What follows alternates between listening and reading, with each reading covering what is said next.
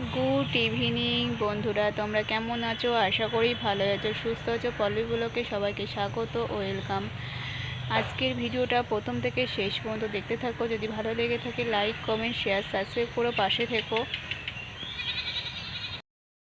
তেঁতুলগুলো অনেকক্ষণ জলের মধ্যে ভিজিয়ে রেখে দেওয়া হয়েছে একটু নরম করার জন্য। পুরো শুকনো তেঁতুল তো নরম করার জন্য ভিজিয়ে রেখে দেওয়া হয়েছে। তারপরে ধনের গুঁড়ো, পাঁচফোড়ন গুঁড়ো, লঙ্কার গুঁড়ো আর তেজপাতা নিয়ে নেওয়া হলো। মশলা এগুলো হচ্ছে সব আচারে যাবে।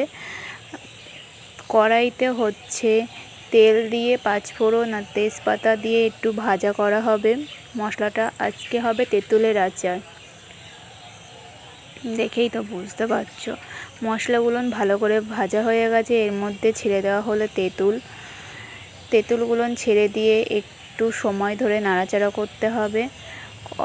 গ্যাসের জোরটা কমিয়ে দিয়েই তেঁতুলের আচারটা করতে হবে।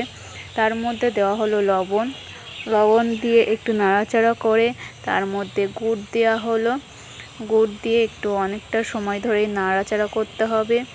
নাড়তে নাড়তে একটু গুড়টা যখন গলে যাবে তারপরে সব রকম মশলা দিয়ে দিতে হবে।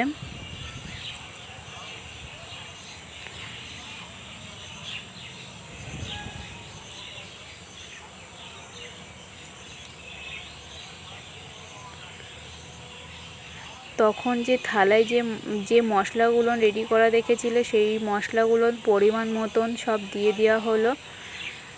দিয়ে একটু অনেকক্ষণ সময় ধরে নাড়াচাড়া করতে হবে।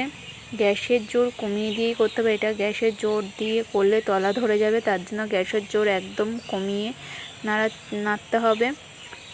আচার রেডি। বলো কেমন লাগছে আচারটা দেখতে?